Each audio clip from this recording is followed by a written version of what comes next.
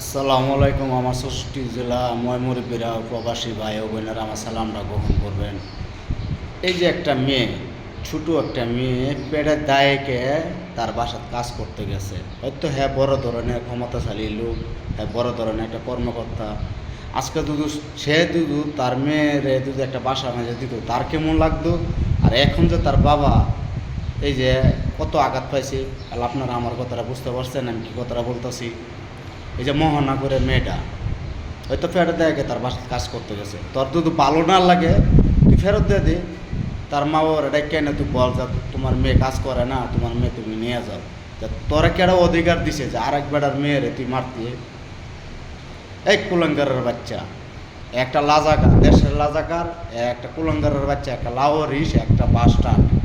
আর হের বউর কথা কি কয়াম, কিলে মা বোন তো সবারই আছে।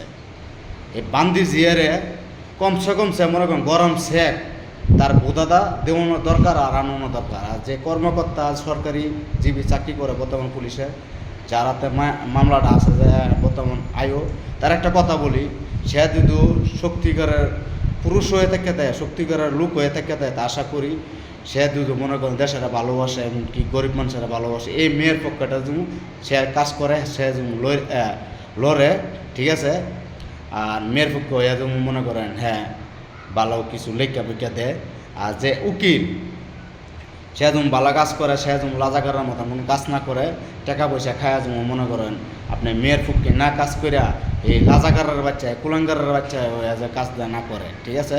সে যদি দেশের ভালোবাসা থেকে আশা করি সে ভালো। আর যদি সে যদি এই কাজই করে, এই কুলাঙ্গারের মতন কাজই করে, সেও একটা লাজাকার।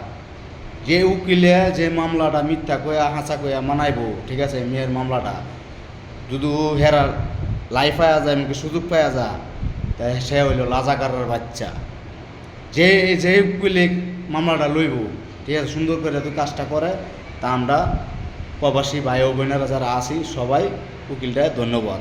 আর সে যদি টাকা পয়সা খায়া তার পক্ষে হইয়া গান গা, সে হইল লাজাকার, সে হইল কুলাঙ্গারের বাচ্চা, সে হইল লাভিস, সে হইল বাস্টার। তা আশা করি আমার কথাগুলো আপনারা শুনতে পারছেন, বুঝতে পারছেন। আমি কথাটা বলতেছি কম দুঃখে বলতেছি না। আর আমাদের এখন বর্তমানে বাংলাদেশে যে প্রধানমন্ত্রী তারেক রহমান, তার একটা কথা বলি, সে অতি তাড়াতাড়ি যারা বাসা বাড়িতে কাজ করে তাগর জন্য সে যেন একটু ভালো একটা কাজ করে দেখা। আর যে কখনো কোনো গরিব মানুষ পেটের দেয় গেছে কেউ কোনো বড় লোকের বাসা যে কাজ না করে, ঠিক আছে। আসসালামু আলাইকুম, ভালো থাকবেন, সুস্থ থাকবেন। এই যে মোহনার ছবিটা দিছি, দেখেন তো নিষ্পাপ মেয়েটা, কত সুন্দর হাসি, ঠিক আছে। আজকে আপনার মেয়ে হইতো, আমার মেয়ে হইতো, আপনার বোন হইতো, আমার বোন হইতো, তা কীরকম লাগতো, এরকমও তার বাবারও তার মারও এরকমই কষ্ট লাগতেছে।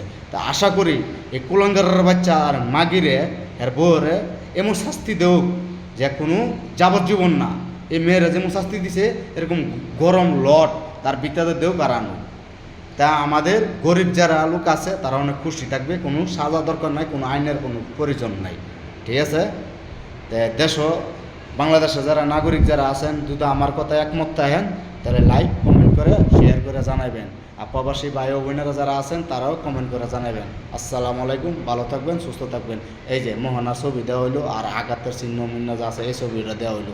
আর মেয়েটা যে কত হাসি খুশি, কত সুন্দর হাসি, দেখেন ছবিটা আপনার ঘরে দেখলে আশা করি মায়া লাগিয়ে যাইব। আসসালামু আলাইকুম, ভালো থাকবেন।